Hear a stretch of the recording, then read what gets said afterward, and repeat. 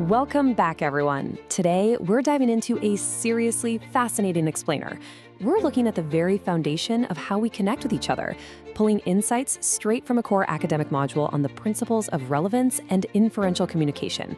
Now, it's kind of wild to think about, but a simple hello, it actually requires rapid-fire cognitive processing that even today's most advanced supercomputers struggle to mimic.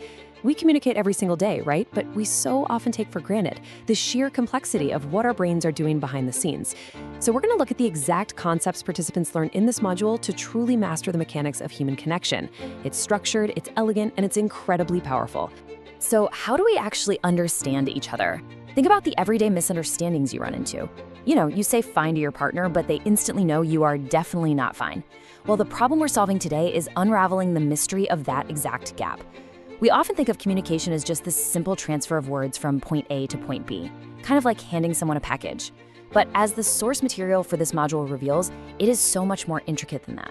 Okay, let's dive into this roadmap. We have 5 key areas to cover today: the basics of communication, the power of inference, ostensible inferential communication, relevance and cognition, and finally, implications for everyday life. All right, Section 1, the basics of communication. To really make sense of these module topics, we're going to use a sort of Russian doll approach. We're starting with the outermost, most visible layer of communication, which the module calls the standard in communication. This is the baseline level of interaction. It basically acts as the outer shell we've got to understand before we can look any deeper. When participants begin this module, they first ground themselves in this standard. Think of this as the literal exchange of words. For example, if someone says, "the door is open," the standard communication is just the literal dictionary fact about a piece of wood on hinges. Without this baseline, we wouldn't even have a starting point to interact. But while it's absolutely essential, this outer shell doesn't account for tone or context or any hidden meanings. It's simply the literal data transfer. Moving on to Section 2, the power of inference. Now, inference is the crucial next step participants learn in this module, and it's where we peel back that first layer. Inference is simply the act of deducing unstated meaning from standard communication. It's where we leap beyond the basic words being spoken. Let's go back to our example. If someone says, "the door is open," but they're standing there literally shivering, your brain instantly leaps beyond the literal words. You infer they're actually saying, "I'm freezing, please close the door."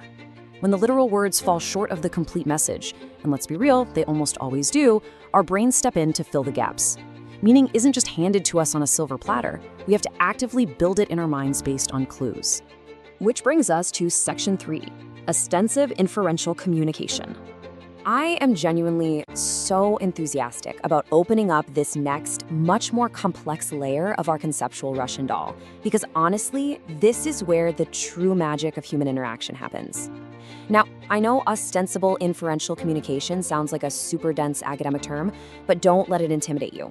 It simply describes the combined process of showing clear intent, that's the ostensive part, and deducing meaning, which is the inferential part. Imagine someone purposefully shivering, wrapping their arms around themselves, making direct eye contact with you, and looking pointedly at that open door. That is ostensive. They are deliberately shining a giant spotlight on their intent. The inferential side is you, the receiver, successfully decoding that intentional signal. It's this mutual, active partnership where one person points the way and the other connects the dots. Now, what's really interesting about this slide is how visually we can see the leap. We've moved from the flat, literal exchange of words, the standard communication, to the dynamic, intentional display of deeper meaning found in ostensivo-inferential communication. It's literally the evolution from simply hearing sounds to truly comprehending another human being. The standard is what is literally said, but the ostensivo-inferential process is what's actually meant and understood by both parties working together. Up next, Section 4, relevance and cognition. We've finally reached the deepest core of our Russian doll, the internal processing center of the brain. According to the module source, relevance and cognition is the mental framework where the brain determines what information is actually pertinent to process the communication. Our cognition is hardwired to extract the absolute maximum meaning with the minimum mental effort. Imagine you're at a really loud, crowded party. Your brain automatically filters out all the irrelevant background noise to zero in on the one person across the room saying your name. That's relevance at work. We automatically grab onto the context clues that give us the most accurate interpretation with the least mental sweat, and we just filter out the rest of the noise. And these 4 steps resolve into this tiny, beautiful cognitive story. Step 1, you hear the standard, literal words. Step 2, you notice their pointed eye contact and the shivering, that's their ostensive intent. Step 3, you guess what they actually want, which is applying inference. And Step 4, your brain locks onto the context of the cold room via relevance and cognition to confirm the whole thing. It is a continuous, rapid-fire cognitive dance that elegantly builds upon every single concept in this module, all happening in your mind in literally a fraction of a second. Finally, Section 5, Implications for Everyday Life. So the crucial point is, what does it actually mean to learn all these principles? Well, by mastering this, you gain a real toolkit to navigate complex workplace dynamics, maybe avoid some unnecessary arguments with your partner, and actually hear what people mean, not just what they're saying. Grasping the standard in communication gives you your baseline. Mastering inference means you're actively reading between the lines. Understanding ostensive inferential intent helps you spot when people are deliberately guiding your attention. And applying your knowledge of relevance and cognition helps you figure out exactly why miscommunications happen in the first place, usually because the context that's so blindingly obvious to one person's brain is just completely filtered out by another's. So what inferences will you make in your next conversation? The next time someone speaks to you, I really challenge you to look past the standard communication. Look for that ostensive intent. Notice how your own cognition searches for relevance to infer their true meaning.